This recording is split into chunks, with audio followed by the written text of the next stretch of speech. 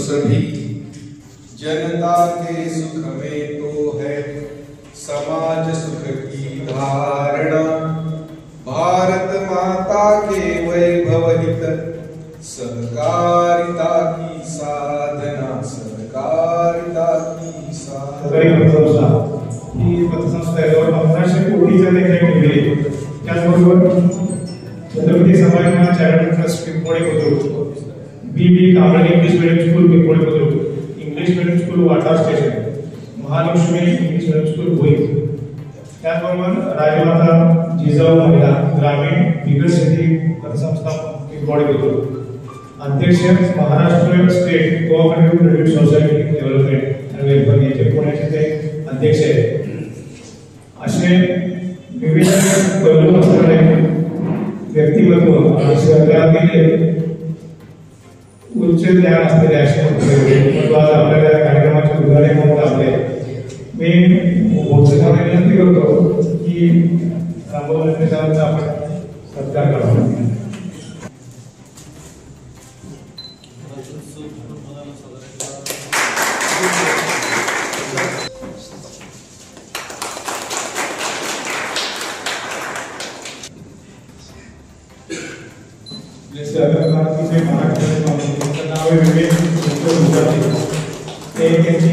विवेकानंद नागरी सहकारी प्रत्येक संस्था ही नागपूरला आहे, याचे संस्थापक अध्यक्ष आहेत। त्यानंतर शिक्षक सहकारी बँक पंडित वत्सराज व्यास प्रतिष्ठान कोषाध्यक्ष आहेत। आपण अभिनंदन पत्र तयार केलेलं आहे, त्यांच्या ज्ञानाचा उपयोग जास्त विशेष केलेला आहे। सहकार तळागाळापर्यंत पोहोचला पाहिजे, तरी त्यांचे विशेष प्रयत्न आहेत। सरकारने कुठलीही फायदा स्कीम जी काही असेल त्याचा लाभ हा तळागाळापर्यंत पोहोचला पाहिजे, त्या लाभाला मिळाला पाहिजे। त्यासाठी सरकार मंत्री जे अमित शहा आहेत त्यांनी हे केलं आहे। त्याबरोबर केंद्रामध्ये आता सरकारचं एक नवीन धोरण आता निश्चित करायचं आहे। त्याच धर्तीवर महाराष्ट्र सरकारचं सुद्धा नवीन एक सहकार धोरण निश्चित करण्याचं महाराष्ट्र सरकारने ठरवलंय आणि त्यासाठी महाराष्ट्रातील सहकार क्षेत्रातील नामवंत दिग्गज मंडळी आहेत की ज्यांचा सरकारमध्ये त्यांना अभ्यास आहे, त्यांना सरकारची जाण आहे, अशा विविध क्षेत्रातील नामवंत मंडळी आज त्यांनी मराठी सरकारच्या त्या समितीवर त्यात घेतलेल्या आहेत। आपल्याला अभिमानास्पद असा आहे की आपल्या सहकार विभागाचे संस्थापक सदस्य आणि रिझर्व्ह बँकेचे संचालक सतीशजी मराठे आणि आता आपल्या सरकार विभागाचे प्रदेश महामंत्री विवेक जुगाले यांची तज्ञ संचालक म्हणून या समितीवर सदस्य म्हणून निवड झाली आहे। तर या दोघांचं त्यांनी आपण टाळ्यावर आवडून स्वागत करावं। आपल्यासाठी ही अतिशय अभिमानाची खूप मोठा आहे आणि त्या ज्ञानाचा उपयोग हे धोरण ठरवण्यासाठी सरकारचे धोरण नवीन करायचे आहे। त्याच्या धोरणाचे निश्चित होईल। हे धोरण ठरवताना तळागाळामध्ये काम करणारे किंवा प्रत्यक्षाची काम करणारे लोक आहेत त्यांना येणाऱ्या अडचणी किंवा त्यांच्या सूचना देखील तेवढ्याच महत्त्वाच्या आहेत। या सूचना देखील ते धोरण ठरवताना त्या निश्चित उपयोगी पडू शकतात, कारण पूर्ण खालपासून जर विचार केला तर ते धोरण परिपूर्ण असं होऊ शकतं। आणि त्यासाठी सध्या विवेक इकडे दौरा सातारा सांगली कोल्हापूर या भागात आहे, त्यामुळे आपण आपल्या काही सूचना काही आपलं काही मार्गदर्शन किंवा काही अडीअडचणीचे काही येत असतील त्या सूचना आपण आता यांच्या समोर जर मांडल्या तर त्याचा योग्य असेल तर त्याचा उपयोग हा नक्की सहकार धोरण ठरवताना त्याचा होईल। तर मी आता विनंती करतो की परंतु या कार्यक्रमाची सुरुवात करूया की आपल्याला काही सूचना असतील तर ते विवेकजींना आपण जर विवेकजींसमोर मांडल्या तर त्यासाठी इन्कॉर्पोरेट आणखी त्याला करता येईल। तेव्हा आपल्या कार्यक्रमाचा एक पहिलं सत्र संपलेला आहे आणि त्याच्यासाठी आपल्या थोडं हे आहे की कार्यक्रमामध्ये मुख्य प्रास्ताविक आपल्या सरकारवरती करतो की त्यांनी कार्यक्रमाचा प्रास्ताविक करावा। Good morning everybody. सहकार भारती सातारा जिल्हा आज या ठिकाणी ही जी तातडीची मीटिंग बोलवण्यात आलेली आहे त्याला सहकारातल्या आणि विशेषतः पतसंस्था, बँका, सहकारी साखर कारखाने दुग्ध विकास संस्था अशा वेगवेगळ्या ज्या सहकारी अनेक संस्था आहेत याचे अभ्यासक त्यातले विशेष तज्ज्ञ अशा लोकांना या ठिकाणी निमंत्रित केलेले आहे. त्याचं मुख्य कारण आहे की आज या ठिकाणी जे आपले प्रमुख पाहुणे आहेत माननीय UAPजी जुगादे हे सहकार भारती महाराष्ट्र राज्याचे महामंत्री आहेत. महामंत्री म्हणून हा दुसऱ्या वेळेचा त्यांचा कार्यकाळ सुरू झालेला आहे आणि ते पहिल्यांदाच या ठिकाणी येत आहे.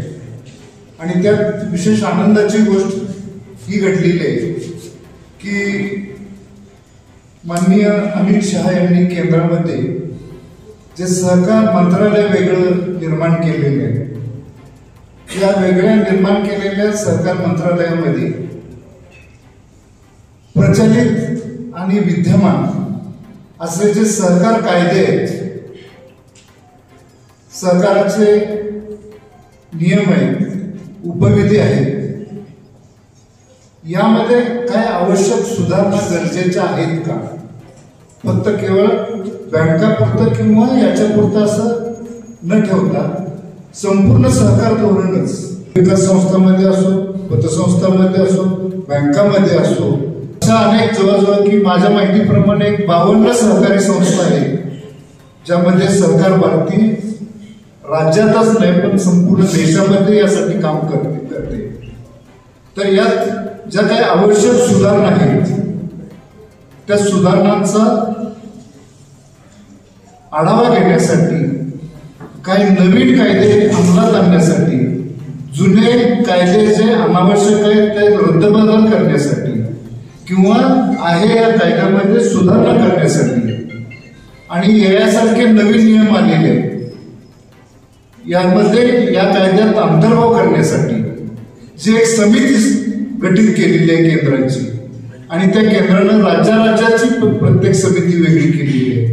या समितीमध्ये आजचे जे प्रमुख पाहुणे आपले आहेत आदरणीय महामंत्री विवेकजी जुगादे यांची एक सदस्य म्हणून महाराष्ट्र राज्याच्या या समितीत निवड झालेली आहे.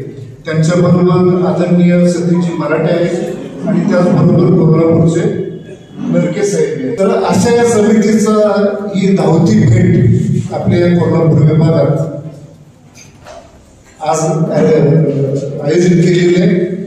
या धावत्या भेटीमध्ये आमच्या विनंतीला मान देऊन या ठिकाणी विवेकजी जुगादे इथं उपस्थित झाले त्याबद्दल आपल्या सगळ्यांच्या वतीने मी त्यांचे इथं प्रथम मनपूर्वक हार्दिक स्वागत करतो. त्याचबरोबर आजच्या या कार्यक्रमाला सहकारात आज सातारा जिल्हा सहकारी बँकेचे डायरेक्टर आमचे मार्गदर्शक मित्र माननीय रामभाऊ लेंबे यांना मी तातडीची 2 दिवसापूर्वी विनंती केली की असं विवेकजी येत आहेत, तुम्ही आलं पाहिजे. कारण रामभाऊंचा पतसंस्थांच्या चळवळीतला जो अभ्यास आहे आणि हा अभ्यास करत असताना संपूर्ण जिल्ह्यातल्या पतसंस्थांना त्यांचं जे मार्गदर्शन आहे हे अतिशय प्रबळाचं मार्गदर्शन आहे. तर त्या निमित्तानं या ठिकाणी विवेकजींशी त्यांचाही संपर्क होईल, चर्चा होईल. तर तुम्ही या कार्यक्रमाला यावं, प्रमुख पाहुणे म्हणून उपस्थित राहावं अशी विनंती केली. त्या विनंतीला मान देऊन या ठिकाणी रामभाऊ लिंबे या ठिकाणी उपस्थित झाले. त्यांचंही मी आपल्या सगळ्यांच्या वतीनं मनपूर्वक या ठिकाणी स्वागत करतो. या ठिकाणी महाराष्ट्र राज्याने नवीन सरकार धोरण निश्चित करण्याचं नियोजन केलेलं आहे. याबरोबर डॉक्टरांनी आजच्या सभेच्या नियोजनाबाबत आपल्याला या ठिकाणी प्रस्ताव म्हणजे सांगितलं आहे. परंतु जर आपण सहकारामध्ये बघितलं तर या स्पर्धेमध्ये अनेक अडचणींना आपल्याला सामोरं जावं. प्रत्येक काम करत असताना आज या सहकार या खाजगी क्षेत्राच्या या स्पर्धेमुळं सहकार टिकतो का नाही अशी परिस्थिती निर्माण झालेली आहे आणि प्रत्येक वेळेला ह्या खाजगी क्षेत्राला झुकतं माप दिलं जातं आणि सहकाराला मात्र त्या बाबतीत अनेक अडचणीला, अनेक समस्यांना, अनेक कायद्यांच्या त्रुटीला तोंड द्यावं. त्यामुळे स्पर्धेच्या युगामध्ये हा सहकार टिकतो का नाही अशा प्रकारची परिस्थिती निर्माण झाली असताना आता डॉक्टरांनी सांगितलं की आपल्या सहकार मंत्र्यांनी एक नवीन धोरण निर्माण केलेलं आहे. सहकार विद्यापीठाची स्थापना त्यांनी केलेली आहे आणि महाराष्ट्रात सुद्धा प्रत्येक राज्याचं धोरण काय असावं यासाठी एक समिती स्थापन केलेली आहे. तर आदरणीय शहासाहेबांनी या सहकाराला चांगले दिवस येतील अशी परिस्थिती आज दिसून आहे. कारण केंद्रामध्ये सहकार हा विषय पूर्वी नव्हता, परंतु आता सहकार विभाग एक नवीन सुरू झाल्यापासून सरकारला थोडंसं प्राधान्य देण्याचं काम यांनी सुरू केल्यामुळं आपण आज जी आपली या ठिकाणी बैठक आयोजित केलेली आहे त्यामध्ये आपण त्या सहकारी क्षेत्रामध्ये आपण जे काम करत असतो त्या काम करत असताना येणाऱ्या अडचणी कायद्याच्या असतील, प्रस्तावित काम करत असताना जे आपल्याला अडचणी येतात त्यामध्ये कायद्यामध्ये काय सुधारणा झाली पाहिजे प्रत्येकाने आपलं मत व्यक्त करण्यासाठी आपण या ठिकाणी आजची बैठक आयोजित केलेली आहे. आणि या बैठकीला सहकार भारतीचे महामंत्री जुगार ऐकून घ्यायसाठी या ठिकाणी उपस्थित राहिलेले आहेत आणि सहकार भारतीचे अध्यक्ष डॉक्टरांनी हा हे जे निर्णय केला त्याबद्दल त्यांचं कौतुक करावं तेवढं थोडंच आहे. परंतु आपण सहकारामध्ये काम करायचं म्हणलं तर मगाशी सर आपली चर्चा झाली की पतसंस्था ही सामान्य लोकांची आर्थिक चळवळ हे चळवळ काम करीत असताना अनेक अडचणी या चळवळीला येत असतात. बँका जे काम करू शकत नाही ते काम आर्थिक काम हे पतसंस्थाला करावं. तुम्ही बघता की एखादा कर्जदार ज्याला बँकेत कर्ज मिळत नाही असाच कर्जदार आपल्याकडे येतो आणि त्याला कर्ज देण्याचं काम त्या पतसंस्था करीत असतात. ठेवीदार कोण येत असतो तो चालक कसा आहे चालकाकडे बघून आणि थोडंफार मला 2 पैसे जास्त व्याजाचे मिळत आहेत म्हणून तो आपल्या विश्वासावर ठेवतो. बरं तुम्ही सांगा ज्याला कर्ज मिळत नाही अशा व्यक्तीला कर्ज द्यायचं आणि ते कर्ज वसूल करायचं. मग तुम्ही सांगा बँका हा चांगला कर्जदार निवडून घेतो आणि ज्याला कुठं कर्ज मिळत नाही अशा कर्जदाराला आपण कर्ज देतो. म्हणजे नापास विद्यार्थ्यांची शाळा आपण चालवतो आणि हुशार विद्यार्थ्यांच्या स्पर्धेमध्ये त्याला यासाठी म्हणजे आपल्याला किती प्रयत्न करावा लागतो काम करत असताना प्रत्येक आणि बरोबर सहकार काय करते ज्या अटी शर्ती रिझर्व्ह बँकेला त्याच पतसंस्थाला खाली लगेच परिपत्रक महिना 15 दिवसांत लगेच परिपत्रक आहे. मग असं जर काम करायचं म्हटलं तर खूप अडचणी या ठिकाणी निर्माण होतात. वसुलीच्या बाबतीत तर किती अडचणी तुम्ही सांगा. कर्जदार ज्या वेळेला कर्ज घेत असतो तेव्हा तो पतसंस्थेच्या सगळ्या अटी मान्य आणि ज्या वेळेला वसुलीची परिस्थिती त्यावेळेला प्रत्येक वेळेला तो कायद्याचा अभ्यास करतो. त्याला किती वेळा संधी द्यायची त्याने एक तर मॉर्गेज करते वेळी आपली प्रॉपर्टी गिरवी त्याने आपल्याला दिली असते त्याला व्याजाचा दर मान्य असतो आपली व्याजाची पद्धत त्याला मान्य असते. त्या सगळ्या गोष्टी त्यांनी मान्य करून सुद्धा 101च्या दाखल्याच्या वेळेला त्याला तो संधी दिला. ठीक आहे 101च्या दाखल्याच्या वेळेला संधी दिल्यानंतर परत वरच्या स्टेज येते त्याला संधी नाही दिली परत आपण त्याला हे आपण ज्या वेळेला ताबा घेतो ताबाच्या वेळेला किती अडचणी येतात. प्रत्येक स्टेजला आपल्याला त्या ठिकाणी अडचण म्हणजे तो आणण्याचा प्रयत्न करीत असतो.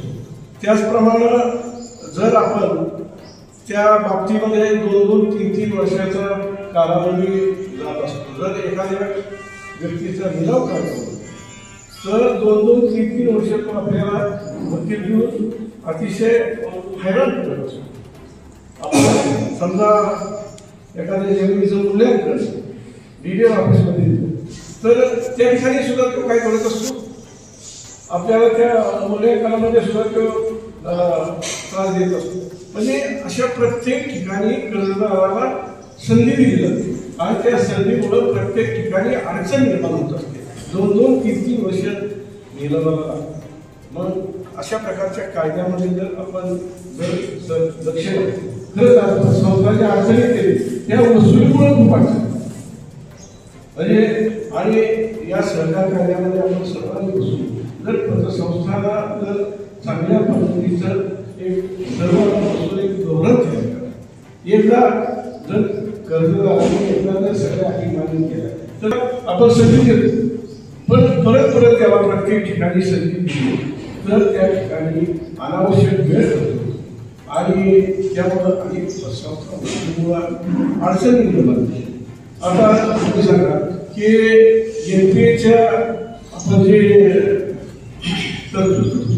NPA मध्ये आता आपणाला बऱ्याच ठिकाणी आता पूर परिस्थिती निर्माण झाली, आता वसूल होत.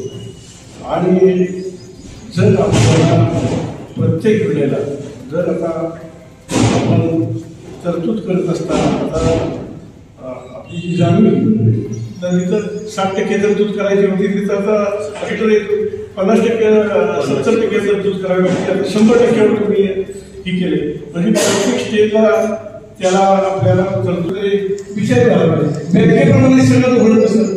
ज्याला कुठे कर्ज मिळत नाही त्याला कर्ज आम्ही देतो, कारण ज्याला कुठे कर्ज मिळत नाही त्या व्यक्ती ती सामान्य व्यक्ती त्याची गरज भागवण्यासाठी त्यांनी सावकारी भाषेत जाऊ नये म्हणून पतसंस्थेची निर्मिती. बँका ज्यांना आर्थिक मदत करू शकत नाही त्यांना या संस्था जर आर्थिक मदत करत असतील तर त्यांना कुठेतरी बँकेपेक्षा थोडंसं सॉफ्ट कॉर्नर कुठेतरी दिला पाहिजे. यासाठी सर्वांनी बसून एक धोरण ठरवताना तुम्ही फेडरेशन असेल, असोसिएशन असेल, सर्व पतसंस्थांचे जिल्ह्याच्या कमिटी असतील या सगळ्यांची पत्र मागून घेऊन पतसंस्थाच्या संदर्भामध्ये सुलभ असं धोरण तुम्ही तयार करावं असं मला या ठिकाणी वाटतं. प्रत्येकाने या ठिकाणी सगळे अनुभवी माणसं त्यांनी या ठिकाणी आपली मतं या ठिकाणी मांडावी आणि त्या पद्धतीनं जोराजी साहेब आपण चांगल्या प्रकारचं धोरण निर्माण करण्यामध्ये आपला सिंहाचा वाटा असेल आणि अशा प्रकारची मी अपेक्षा व्यक्त करतो आणि थांबतो. जय महाराष्ट्र, जय सरकार. 36 जिल्ह्यांचा प्रचार दौरा हा सातारा जिल्ह्यापासून सरांनी सुरुवात केलेली आहे. सर्वसमावेशक असं सर्वांची मतं जाणून या समितीमध्ये ते आपलं रिप्रेझेंटेशन आपलं प्रतिनिधित्व करतील या शंकाने राष्ट्रीय धोरण जाहीर झाल्यानंतर ज्यावेळेला राज्यांना स्वतःचं धोरण करण्यासाठी सांगण्यात आलं त्यावेळेला आपल्या राज्यांनी सुद्धा एक समिती गठीत केली आणि आपलं मनापासून मी अभिनंदन करतो की आपल्या सहकार भारतीचे महामंत्री जुगादे सर यांचा त्यात समावेश करण्यात आला. निश्चितच या समितीमध्ये त्यांचं कार्य हे उत्कृष्ट होईल असेल आणि त्या सगळ्यांना सपोर्ट देण्यासाठी आपण सर्वजण त्यांना विविध प्रकारच्या सूचना केल्या आहेत, करता आहात. सहकारी संस्था योग्य रीतीने चालवण्याबरोबर सहकारी क्षेत्राच्या माध्यमातून महिला आणि युवकांना रोजगार उपलब्ध करून त्यांना आत्मनिर्भर करण्यासाठी योग्य पावलं उचलण्यासंबंधीची राज्य सरकारी धोरणात उपाय आणि तरतुदी या निश्चित असतील या शंकाने सहकार खरं तर बराच काळ आपण पतसंस्था त्याच्यामध्ये 2 आर्थिक संस्था आहेत सहकारात, एक पतसंस्था दुसऱ्या सहकारी बँका, त्याचे बरेचसे प्रतिनिधी असल्यामुळे बोललो, प्रशिक्षणावरही बोललो जी आवश्यक गोष्ट आहे. परंतु सहकारामध्ये कार्यरत आहेत, मत्स्योत्पादन आहे, दुग्ध व्यवसाय आहे, घर बांधणी आहे, मार्केटिंग आहे, कुक्कुटपालन आहे, दळणवळण, साखर उद्योग, सेवा क्षेत्र अशा विविध प्रकारच्या संस्था या सहकारामध्ये आहेत. या सगळ्या संस्थांना न्याय देण्याचं काम आणि धोरणात्मक निर्णय घेण्याचं काम या माध्यमातून, या धोरणाच्या माध्यमातून होणार आहे. सहकारात प्रशिक्षित आणि कुशल मनुष्यबळाची गरज आहे, ही गोष्ट अनेकांनी मांडली आणि ती खरीच आहे. त्यासाठी त्रिभुवन सहकार विद्यापीठाची स्थापना 100% केली आहे. माझंही मत आहे की या मध्यवर्ती विद्यापीठ जे गुजरातमध्ये स्थापित झालेलं आहे, त्याच्या विविध प्रकारच्या शाखा या राज्यस्तरावर असल्या पाहिजेत. महाराष्ट्र हे सहकार रुजलेलं राज्य आहे, सहकार चोकावलेलं राज्य आहे. आणि या दृष्टीने मी ज्या वेळेला व्हॅमनिकॉममध्ये जातो लेक्चर्सना, त्याच्या वेळेला मी तिथे चर्चा हीच करतो की तुम्ही स्वतःचा विलिंगनेस दाखवा आणि वैकुंठता इन्स्टिट्यूट पुणे व्हॅमनिकॉमला राज्य सरकारने असं अद्ययावत प्रशिक्षण केंद्र तिथंही उभारावं की ज्या योगे महाराष्ट्रामध्ये या प्रशिक्षणाचं काम विविध प्रकारे आणि चांगलं चाललं जाईल. एकाने जी सूचना मांडली सरांनी की शालेय शिक्षणामध्ये सुद्धा 5वी पासून सहकार हा विषय मुलांच्या मध्ये आवश्यक आहे. आज सहकारामध्ये तरुण पिढी आणि महिला वर्ग यांची आवश्यकता नितांत आहे. त्यावेळेला शालेय शिक्षणात सुद्धा सहकाराचं महत्त्व आणि अभ्यासक्रमातले धडे समाविष्ट करणं हे आवश्यक आहे. त्या दृष्टीने सभासद संख्येत वाढ करणं याच्यावर जोर देण्यात आला पाहिजे. विशेषतः तरुण, महिला, आर्थिक दुर्बल, दिव्यांग यांचा विविध प्रकारे तरुण पिढीला उत्कृष्ट करण्यासाठी. खरं तर आपल्या देशामध्ये आज 65% लोकसंख्या ही 35 वर्ष वयोगटाच्या खालची आहे. तेव्हा युवा शक्तीचा उपयोग सहकारासाठी अधिकाधिक कसा होईल याचाही या सहकार धोरणामध्ये समावेश असावा. दुसरी गोष्ट, सोसायट्या, पतसंस्था, सहकारी बँका या तरी ग्रामीण अर्थव्यवस्थेचा कणा आहेत. यांचं संचालन उत्तम असावं, प्रामाणिक असावं. त्याला संचालित करणारे संचालक हे स्वच्छ, दूरदृष्टी असलेले आणि अभ्यासू आणि सगळ्यात महत्त्वाचं त्या संस्थेसाठी वेळ देणारे असावेत. यासाठी गुड गव्हर्नन्सची गरज आहे, संस्था संचालन.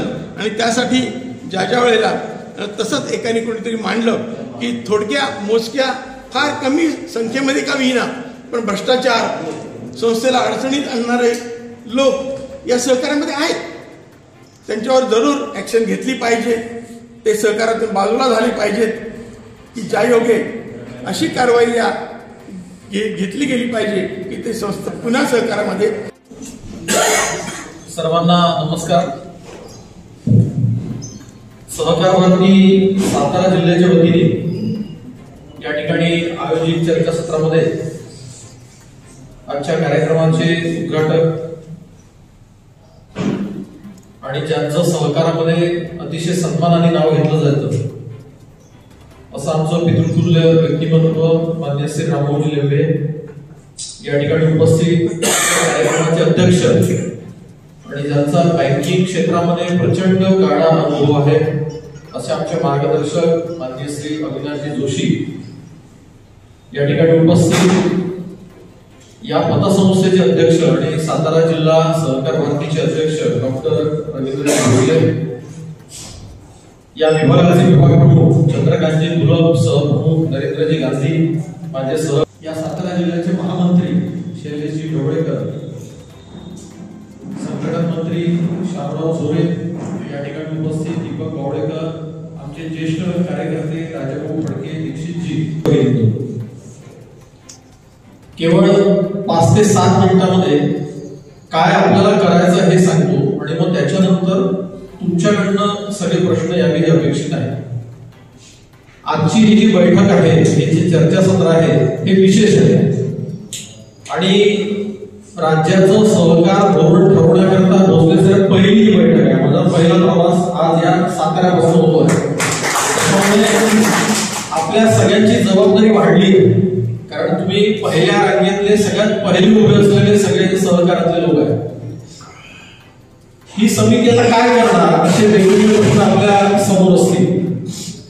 तर पहिले तर मी तुम्हाला एक सांगतो की 2021 मध्ये सहकाराचं स्वतंत्र मंत्रालय स्थापन झालं, जे आतापर्यंत नव्हतं.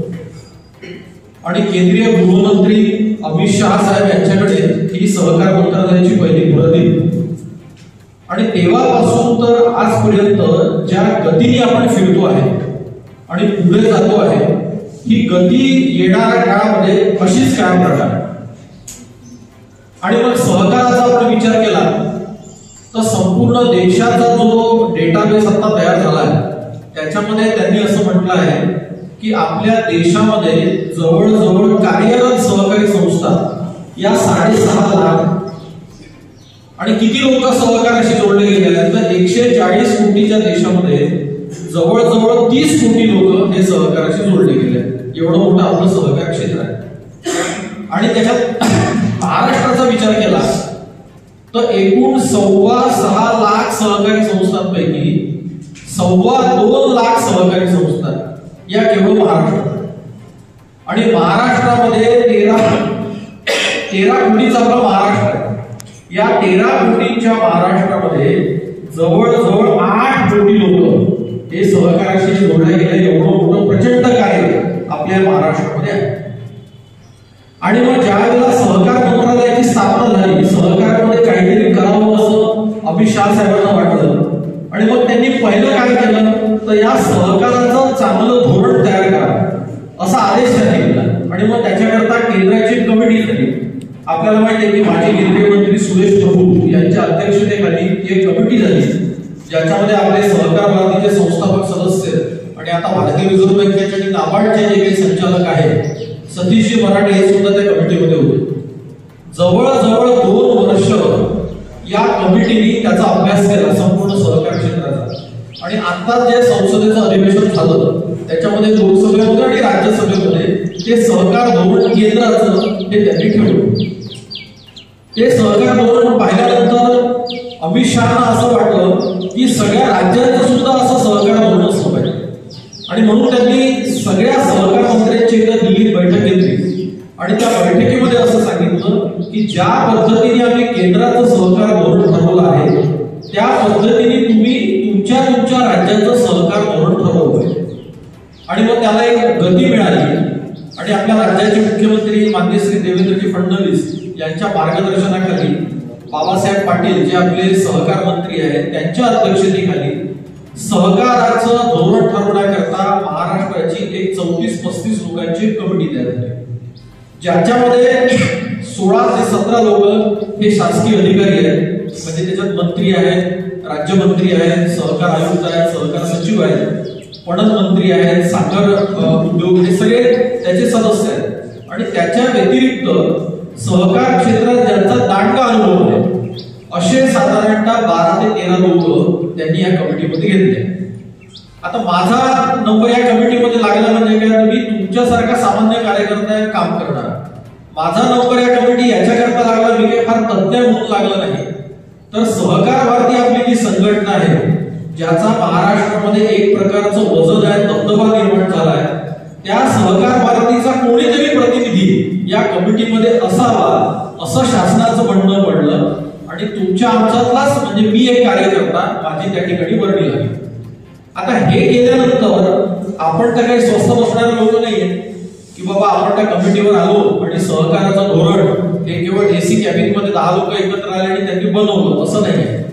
तर महाराष्ट्राची लोकसंख्या आणि महाराष्ट्रातले सहकार क्षेत्रात जोडले गेलेले लोक हे पर्सेंटेज तुम्ही काढलं तर देशाचं पर्सेंटेज ते निघतं 25% आणि महाराष्ट्राचं जे निघतं ते 60 ते 65%. म्हणजे 13 कोटीमध्ये साधारणतः 8 कोटी लोक हे सहकाराशी जोडले गेलेले आहेत. एवढं प्रचंड पोटेन्शियल आपलं आहे. आणि मग ही जी पहिली कमिटी झाली, या कमिटीची पहिली बैठक महाराष्ट्र राज्य सहकारी बँकेचं फोर्टला जे ऑफिस आहे, मुख्यालय आहे, तिथे झाली. आणि मग या कमिटीचे जे अध्यक्ष आहेत बाबासाहेब पाटील जे आपले सहकार मंत्री आहेत त्यांच्या अध्यक्षतेखाली ही पहिली कमिटीची आमची 3 तारखेला ही बैठक झाली, 3 नोव्हेंबरला. आणि त्याच्यामध्ये प्रत्येकाला सांगितलं की तुम्ही आपापल्या पद्धतीने हे सगळे विषय मांडा. ज्या वेळेला माझा क्रमांक लागला तर त्यावेळेला आपण सहकारात आपले इतकं काम कोणाचं नाही हे तर आपल्याला मानावं लागेल. सहकार भारतीशिवाय या देशामध्ये कुणीही ग्राउंड लेवलवर काम करत नाही आणि सर्व सेक्टरमध्ये काम करत नाही. अनेक फेडरेशन्स आहेत, अनेक असोसिएशन आहेत, परंतु त्या सेक्टर पुरते. परंतु सहकार भारती या सगळ्या सेक्टरमध्ये काम करणारी एकमेव ऑर्गनायझेशन आहे. आणि मग ज्या वेळेला बोलण्याची संधी मिळाली तर त्यावेळेला सहकार भारतीचा महामंत्री तर दुसरी टर्म मिळाली. त्याच्यामुळे प्रचंड प्रवास आहे. तुमच्यासारख्या लोकांचे मी भेटीगाठी होतात, तुमच्याकडनं अनेक गोष्टी शिकतो, त्याच्यावर अभ्यास करतो आणि नेमके कुठले मुद्दे मांडले पाहिजे हे शासनासमोर ठेवलं. आणि मग त्या बैठकीत पहिला विषय मी असा ठेवला की हे जे सहकाराचं धोरण आपण तयार करतो आहे हे आपण इथे बसलेल्या 30-35 लोकांनी करण्याची आवश्यकता नाही. त्या सहकार धोरणाला न्याय मिळणार नाही. ते सहकार धोरण कसं असलं पाहिजे तर सहकारामध्ये काम करणाऱ्या अतिसामान्य कार्यकर्त्यांच्या सूचना देखील या सहकाराच्या नवीन धोरणामध्ये असल्या पाहिजे. आणि म्हणून मी त्या ठिकाणी जाहीर केलं की सहकार भारतीच्या माध्यमातून आम्ही संपूर्ण महाराष्ट्र पिंजून काढणार, सहकारातल्या सर्व लोकांशी भेटणार, त्यांच्याशी संवाद साधणार, त्यांची मतं जाणून घेणार आणि ते सगळे मतं आल्यानंतर आम्हाला हे सहकार धोरण कसं पाहिजे हे आम्ही तुमच्या समोर ठेवणार. असं म्हटल्यानंतर अक्षरशः त्या समितीमध्ये सगळ्यांनी टाळ्या वाजवल्या. बाबासाहेब पाटीलही अत्यंत खुश झाले, ते आपले सहकार मंत्री आहेत. बैठक संपल्यानंतर ते माझ्या जवळ आले, त्यांनी माझ्या पाठीवर हात ठेवला आणि म्हणाले की विवेकराव आपल्याला हे असंच करायचं. आणि मग त्या निमित्ताने आपण आता सहकार भारती म्हणून आपलं इन्फ्रास्ट्रक्चर सगळीकडे आहे, सगळ्या जिल्ह्यांमध्ये, सगळ्या तालुक्यांमध्ये. त्याच्यामुळे सातारा जिल्ह्यापासून आपण आता ही सुरुवात केली. आजपासून येणाऱ्या महिनाभरामध्ये संपूर्ण महाराष्ट्र पिंजून काढणार, सगळ्या जिल्ह्यांमध्ये जाणार, सगळ्या कार्यकर्त्यांची भेटीगाठी घेणार. आज कोल्हापूर विभागामध्ये प्रवास आहे. पहिला कार्यक्रम आज आपला सातारामध्ये आहे, सांगलीमध्ये 3 वाजता कार्यक्रम आहे. त्याच्यानंतर उद्या सकाळी इचलकरंजीला कार्यक्रम आहे, संध्याकाळी कोल्हापूरला कार्यक्रम आहे. असा पूर्ण कोल्हापूर विभाग या 2 दिवसामध्ये होणार. आता हे सगळं करत असताना आपल्याला नेमकं काय करायचं आहे तर आपल्याला सहकार धोरण ठरवायचं. मी हे मुद्दामून सुरुवातीला काही गोष्टी बोलतोय की आपल्याला नेमकं काय अभिप्रेत आहे. आपल्याला सहकार कायद्यात बदल करायचा नाही, आपल्याला सहकार धोरण बनवायचं आहे. तर हे सहकार धोरण काय आहे तर जसं आता केंद्राचं सहकार धोरण बनवलं तसं जे नोटिफिकेशन निघालं राज्यपालांच्या स्वाक्षरीने त्याच्यामध्ये त्यांनी असं म्हटलं आहे की केंद्राचं जे सहकार धोरण आहे त्याचा अभ्यास करायचा आणि राज्याचं जे जुनं सहकार धोरण आहे त्याचा अभ्यास करायचा आणि त्याच्यामध्ये काय बदल आपल्याला अपेक्षित आहे हे बदल आपल्याला सांगायचे. मग नोटिफिकेशन निघाल्यानंतर स्वाभाविकरित्या केंद्राचं सहकार धोरण आपल्याकडे होतं, त्याचा आपण अभ्यास केला आणि राज्याचं जुनं सहकार धोरण काय आहे याच्या प्रती मला सुद्धा जिज्ञासा होती. आणि म्हणून मी ज्यांनी हे सर्क्युलर काढलं, ज्यांनी आदेश काढला गव्हर्नरच्या मान्यतेने, ते माननीय संतोष पाटील साहेब जे सहसचिव आहेत, मंत्रालयात काम करतात, अतिशय मोठं व्यक्तिमत्व आहे, ज्यांचा अतिशय दांडगा अभ्यास आहे. पहिल्यांदा मी त्यांना मंत्रालयात भेटायला गेलो आणि त्यांना म्हटलं की साहेब तुम्ही हे परिपत्रक काढलं, मला खूप आनंद झाला, माझ्या नावाचा समावेश आहे म्हणून मी तुम्हाला भेटायला आलो. आणि भेटीनंतर मी त्यांना असं म्हटलं की राज्याचं जे सध्याचं अस्तित्वात असलेलं सहकार धोरण आहे त्याची एक प्रत समजा मला मिळाली तर ते मी वाचेन, त्याचा अभ्यास करेन आणि त्याच्यामध्ये आपण काय संशोधन नवीन नवीन करू शकतो या बाबी मी तुम्हाला सुचवेन. ते माझ्याकडे पाहून हसले आणि मला म्हणाले की जुगार साहेब तुम्हाला जो प्रश्न पडला तोही मला पडला. मी सुद्धा खूप राज्याचं सहकार धोरण जुनं काय शोधण्याचा प्रयत्न केला पण त्याची कुठेही कॉपी उपलब्ध नाही किंबहुना राज्याचं आपलं सहकार धोरणच नाही. ही वास्तविकता आहे. लक्षात घ्या, एवढा मोठा सहकार आहे आणि आपली स्थिती काय हे आतापर्यंत कधीच झालं नाही. मग तिथून त्यांनी कमिशनर साहेब दीपक तावडे यांना फोन लावला, त्यांना सांगितलं की साहेब तुमच्याकडे एखादी प्रत असेल तर पाठवा. ते म्हणाले माझ्याकडे नाही. शोधाशोध झाली पण सहकाराचं धोरण महाराष्ट्राचं कुठलं आहे याची एकही प्रत कोणाहीकडे उपलब्ध नाही. 1947 मध्ये देशाला स्वातंत्र्य मिळालं, 1960 मध्ये सहकार कायदा अस्तित्वात आला, त्या कायद्या पद्धतीने आपण हे काम करतोय. पण 1960 नंतर तर आजपर्यंत त्याच्यामध्ये कुठलाही बदल झाला नाही, त्याच्यामध्ये कुठलंही संशोधन झालं नाही. जे कोणी त्यावेळेला त्या लोकांनी ठरवलं ते आपण मान्य केलं आणि त्या पद्धतीने आपण संस्काराचा जो सहकाराचा जो गाडा पुढे पुढे देत चाललो. असं कसं होणार आहे? मला सांगा की 13 कोटीच्या महाराष्ट्रामध्ये 8 कोटी लोक सहकाराशी जोडले गेले. 6.25 कोटीपैकी 2.25 कोटी सहकारी संस्था या महाराष्ट्रात आहे. एवढा मोठी आपली महाराष्ट्रामध्ये सहकार चळवळ आहे. तर मग याला मजबूत करायची असेल तर कोणाच्या माध्यमातून करायची? तर आपल्या सगळ्या सामान्य लोकांच्या की जे सहकारामध्ये आपलं आयुष्य ज्यांनी वेचलंय, ज्यांचे अगदी काळे केस पांढऱ्यावर चालले, त्यांनी या लोकांच्या माध्यमातून हे सहकाराचं धोरण बनलं पाहिजे, हा आमचा आग्रह होता. आणि तो आग्रह कायम ठेवून आम्ही आमच्या या ठिकाणी पोहोचवणार. हे करत असताना मध्ये फक्त एक सूचना देतो आणि मग कसं आपल्याला धोरण बनवायचं ते सांगतो. इथे एक रजिस्टर ठेवलाय. त्या रजिस्टरवर प्रत्येकाने आपलं नाव, कुठल्या सहकारी संस्थेशी आपण संबंधित आहोत ते आणि फोन नंबर असं आवर्जून लिहायचं आहे. कारण संपूर्ण महाराष्ट्रामध्ये मी ज्या लोकांना भेटणार आहे त्यांचा डेटाबेस हा त्या रजिस्टर मध्ये राहणार आहे. म्हणजे ज्या वेळेला आम्ही मुख्यमंत्र्यांकडे सहकार धोरण आम्ही कसं बनवलं हे सांगू, तर महाराष्ट्रामध्ये आम्ही 4-5 हजार कार्यकर्त्यांना भेटलो, त्यांचा हा डेटा आहे, यांच्या माध्यमातून आम्ही सहकार धोरण ठरवलं असं त्या ठिकाणी आम्ही जाहीर करू शकू. त्याच्यामुळे कुणीही तिथे नाव लिहिलं नाही असं करू नका. कदाचित सहकार धोरण ठरवण्यामध्ये तुमचा मोलाचा वाटा म्हणजे तुमचं नाव सुद्धा कुठेतरी सुवर्ण अक्षरात लिहिलं जाईल, किंवा तुम्ही चांगलं सहकार धोरण बनवलं म्हणून लाडकी बहीण योजनेअंतर्गत तुमच्याही अकाउंटमध्ये 2,500 रुपये दर महिन्याला मिळतील असं सुद्धा भविष्यात होऊ शकतं. त्याच्यामुळे हे थोडंसं डोक्यामध्ये ठेवून नाव सोडू नका. नाही मग मला म्हणाल की माझ्या हातात पैसे जमा झाले नाही तर मी म्हणेन तुम्ही त्यावेळेला नाव लिहिलं नाही. गमतीचा भाग सोडला तर आपण सगळेजण सहकारात चांगलं काम करणारे लोक आहोत. आपल्या माध्यमातून सहकार क्षेत्रामध्ये विश्वासाचं वातावरण आहे.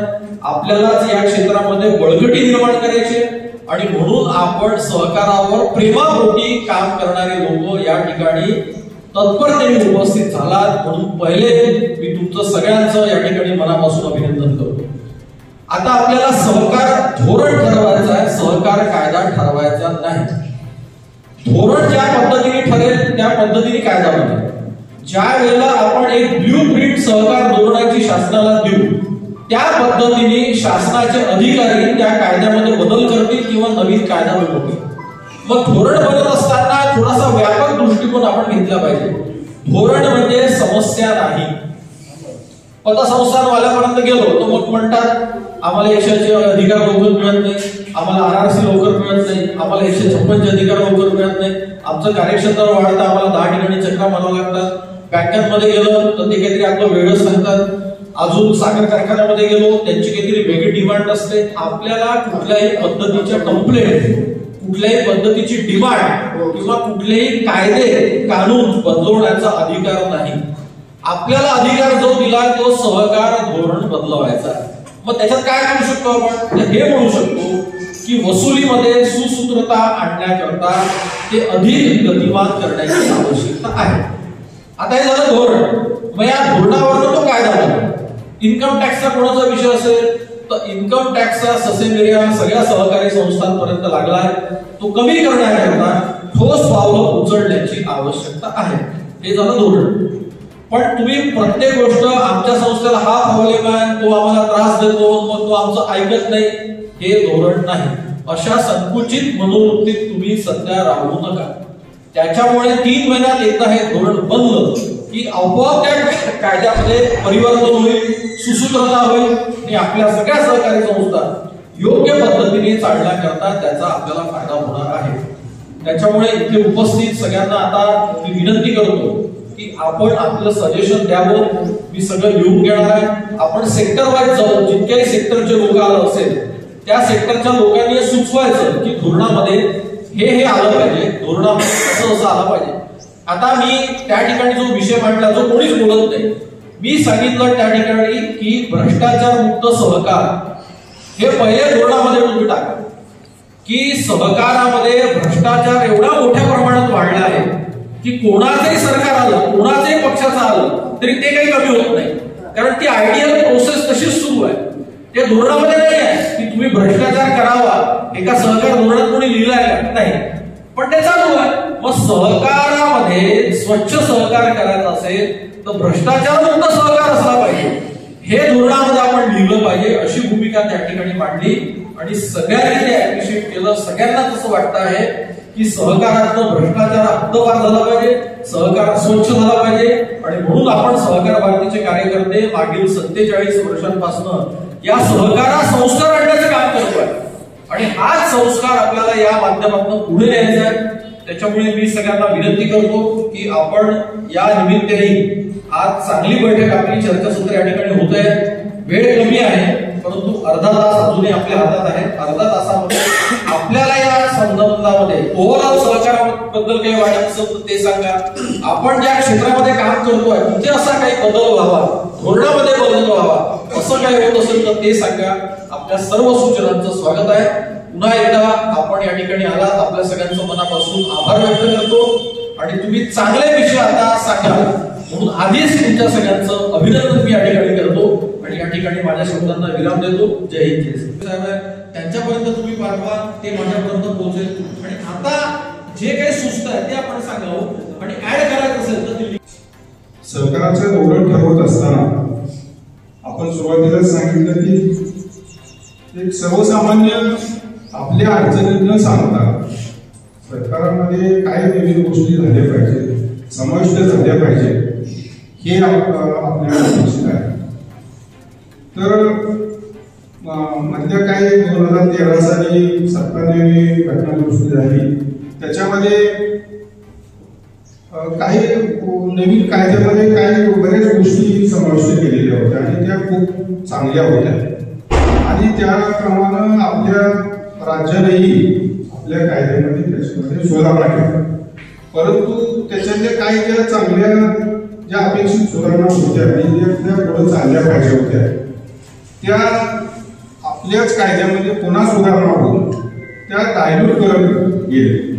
जसं की क्रियाशील सभासदाला जो अधिकार, विशेष अधिकार दिलेले आहेत आणि अक्रियाशील सभासद जे असतील त्यांचे अधिकार काढून घेतले. मतदान करणे असेल किंवा अन्य काही गोष्टी करणं असेल, तो एक क्रियाशील सभासदाला अधिकार मिळाले पाहिजे. अक्रियाशील सभासदाला जे 97व्या घटना दुरुस्तीमध्ये अधिकार काढून घेतलेले होते ते तसंच राहिले पाहिजे असं एक माझं मत आहे.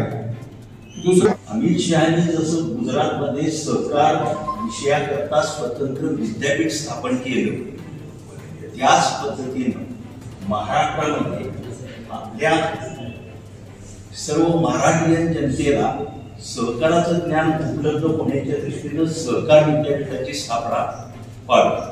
शिक्षण जेव्हा विद्यार्थ्यांना मिळेल, सहकाराचं शिक्षण जेव्हा विद्यार्थ्यांना मिळेल त्यावेळेला विद्यार्थीच याच्यामध्ये बऱ्याचशा म्हणजे थोड्याशा सुधारणा करतील आणि याला थोडासा कालावधी लागेल. पण नाही म्हटलं तर 10-12 वर्षानंतर, 12-15 वर्षानंतर अशी परिस्थिती, आता ज्या समस्या आहे अशी परिस्थिती सहकार क्षेत्रात उद्भवणार नाही. सहकाराच्या बाबतीत बोलायचं झालं तर सहकार खातं हे सर्वसामान्य ज्या छोट्या पतसंस्था आहेत किंवा आमचे प्रॉब्लेम्स आहेत त्या लेखी सुनेसारखं वागतात.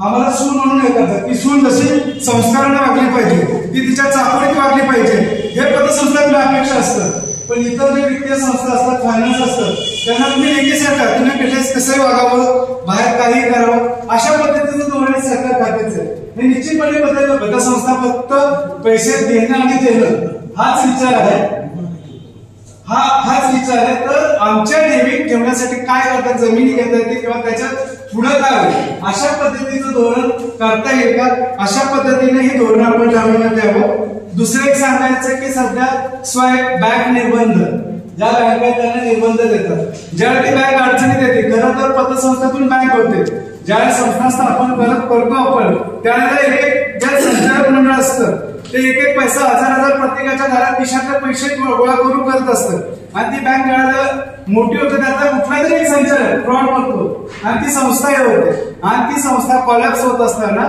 आमच्या सारख्या छोट्या छोट्या पतसंस्था तिथे ठेवी ठेवलेल्या असतात. त्या ठेवी पूर्णपणे म्हणजे 5 लाखापर्यंत आपण विमा देतात, आमच्या करोडो 50 लाखापर्यंत ठेवी असतात. त्याचा दूरगामी परिणाम हा पतसंस्थेवर होत असतो. आमची काय चूक आहे, पतसंस्थांची काय चूक आहे, आम्ही तुम्ही सांगता त्याप्रमाणे चांगल्या बँकेचा निकष बघून ठेवी ठेवत असतो, पण ती झाल्यानंतर पतसंस्थेच्या संदर्भात आम्ही जे केलेलं काम आहे त्याला कुठेतरी न्याय मिळावा या दृष्टिकोनातून गेलंच. पण त्या ठिकाणी पतसंस्थांच्या ठेवीदारांनी विमा संरक्षण मिळावं, कारण खरी गरज आहे ती त्या लोकांना. बँकेत मोठमोठे चांगले स्टेबल असतात ते पैसे ठेवतात, पण पतसंस्थेत अगदी सर्वसामान्य माणूस हा पैसे ठेवत असतो. तर हे विमा संरक्षण मिळावं आणि इतर स्टेट एक्साईजची मंजुरी असेल ही दरवर्षी घेण्याची आवश्यकता मला वाटत नाही. ती एकतर ऑनलाईन मिळाली पाहिजे आणि त्याला 3 वर्ष 5 वर्ष सुद्धा घेता येऊ शकतं. कारण तेच नियम जर 3 वर्षात नाही पाळले तर शासनाला अधिकार जरूर असेल तर त्याच्यावर कारवाई व्हावी. दरवर्षी ते त्या विभागाकडे जा, आपला वेळ खर्च करा आणि मग परवानगीसाठी मागे लागा आणि नारळ सुद्धा सगळ्या विभागाच्या परवानगी असो, ज्या लिस्ट आहे त्यात सुलभता आली पाहिजे आणि त्या ऑनलाईन असल्या पाहिजे. ऑफलाईन त्याची उगत मागे लागत बसायचं, त्या विभागाचे हेडमध्ये घालायचे हे नाही व्हायला पाहिजे. शुल्क विभाग आमच्याकडे कार्यरत असतो डिस्टिलरीमध्ये. शासनाचा विभाग आणि त्यांची सर्व पगार, त्यांचे निवृत्ती वेतन वगैरे आम्ही भरावं. हे मला वाटतं कुठल्या इंडस्ट्रीत नाही सर. हे आपल्या धोरणामध्ये कुठल्या कायद्यामध्ये या गोष्टी आली पाहिजे आणि बरोबर या आम्ही मानले. शासनाचे अधिकारी आणि पैसे भरवले सरकारी सरकार हे कुठेतरी विसरलं